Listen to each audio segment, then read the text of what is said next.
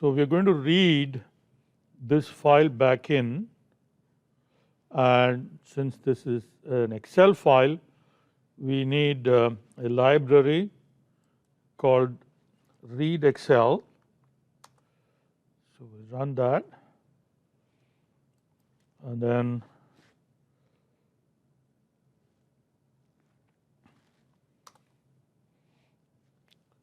we read the data into the table, and here we can see what the data looks like. Okay, I don't know why we need that. Okay, now the data that we need is this.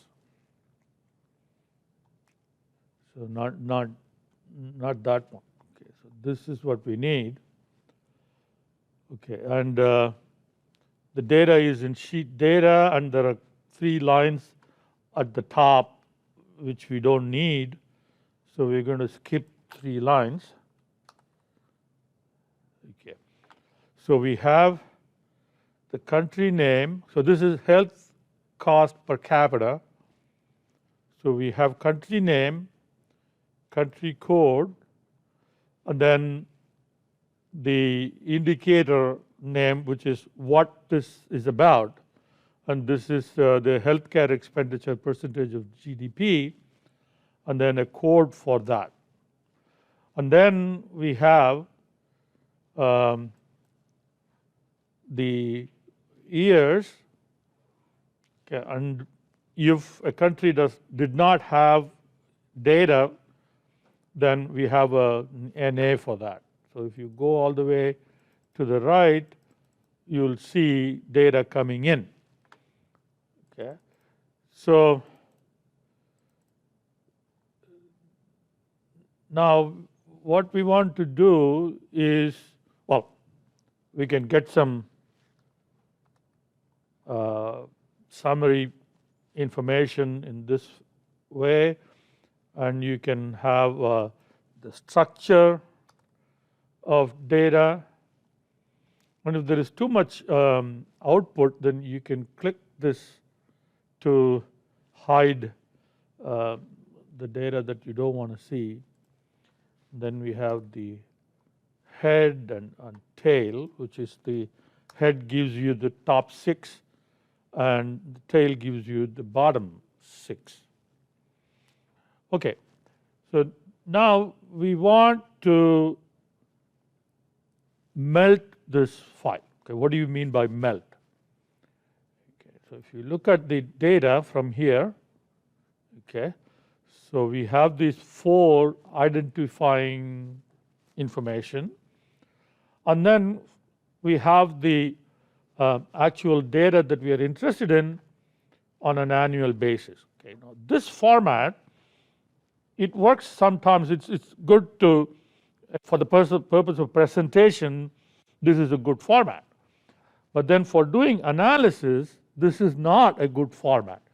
What you want is, after these 4 identifying information, you want the year and then the value corresponding to that year, and then repeat that.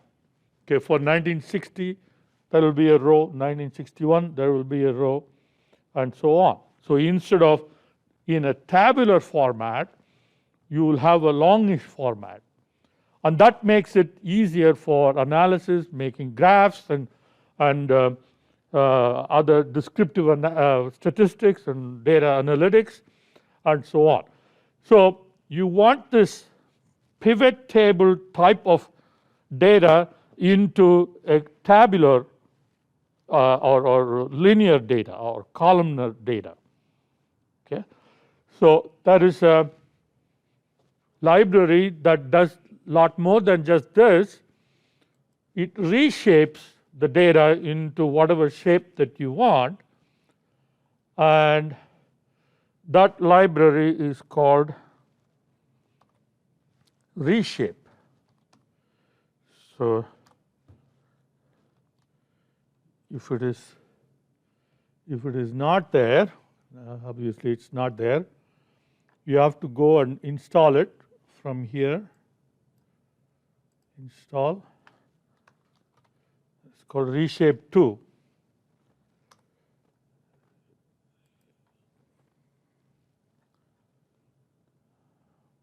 Okay. Once you have installed it, then it will be available for us to tab. Okay. And then run the library. Right. Okay. Then we can start preparing the melt. So what we want to do is to keep this first 4 columns as the identification columns. Okay. You don't even need all 4. You really don't need the indicator name. You don't. I don't know. You probably need the country code, but you don't need the indicator name because we know the entire data set is per capita healthcare expenditure, and then the indicator code is also probably not of much interest. So we can prepare a list of column names, right?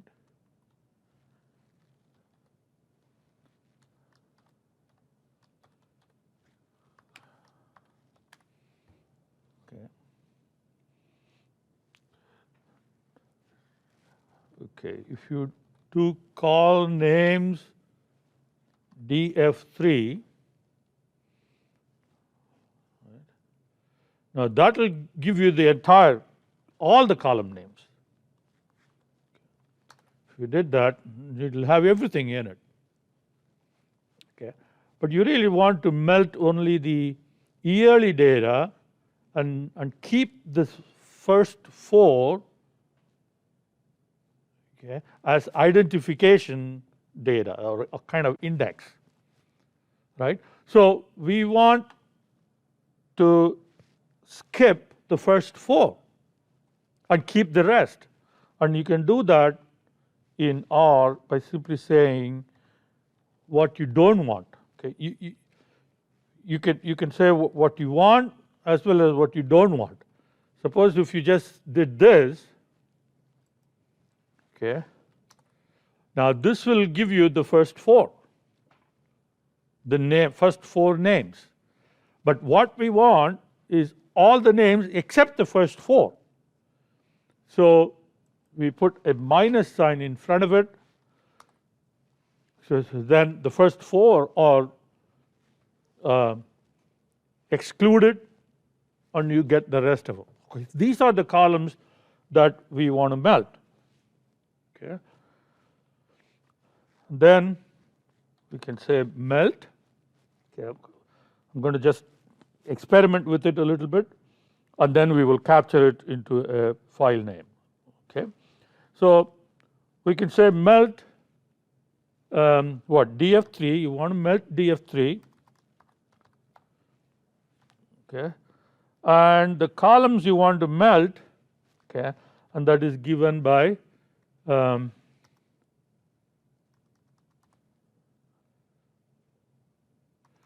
okay. So I have it spelled wrong. It should be melt without the D. All right, so df3, that's the one that we want to melt, and then measure.vars. So that tells us what variables must be melted, and we already prepared that in calls to melt. Okay. So if we did that, then you see the data frame is generated where the columns that are not in the calls melt starts from 1960 and onwards, right? So we omitted the first 4, so the variables that are not in the calls to melt list are kept as the ID variable, ID columns. And then the rest are melted. So the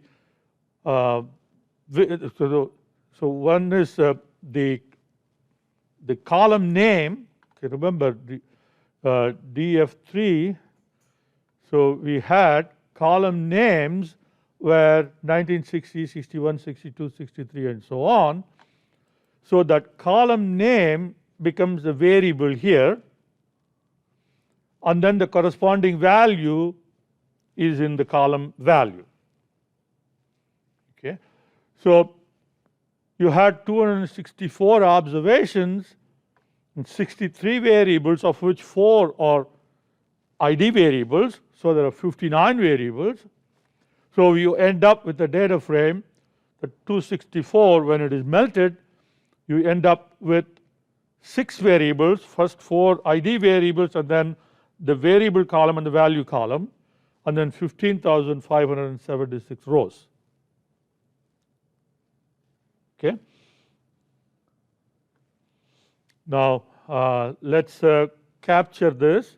Well, we can also say, okay, suppose you don't want all the 4 variables as your ID variables, then you can say ID vars, okay, and then specify which ones you want as ID vars. So let's say that we want to keep only the country name, right?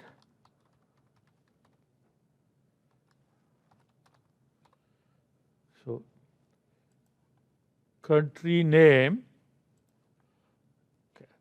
So now if you run this, now you see you have country name, and the unnamed 3 ID variables are now gone, they are not included, and then you have the variable and the value.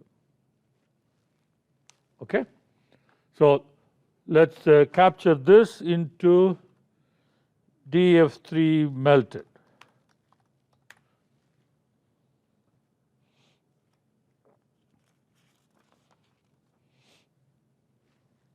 Okay.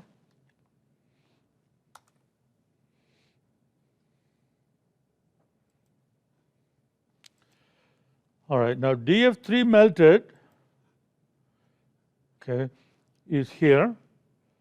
Now there are a bunch of NAs, okay, and then you may want to rename the names for these 2 columns. So we can say to rename, okay, there are a couple of different ways in which you can do this. You can use the names object, which is base R, okay, names. We have DF3 melted, okay, and there are 3 variables, but we want to change the names. We want to keep the first variable as is, and we want to change the names of the second and the third. So we can say the index numbers 2 to 3, the you're not including 1, so 2 and 3, and then you give the 2 names for it. So you can say here and expense. Okay. So now you see the names have changed to year and expense. Okay, now we want to exclude all the NA, so we can do NA omit. Okay, DF3 melted, and we can specify the columns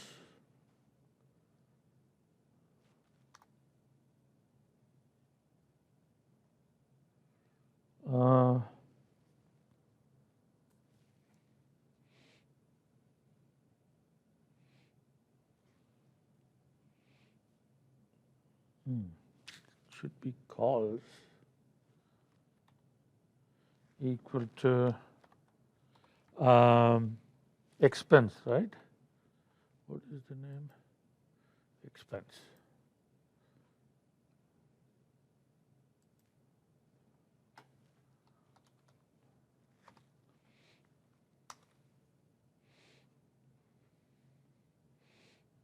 Okay. So now we have only 3,952 rows of data. All the NAs have gone. So we can capture that DF3 melted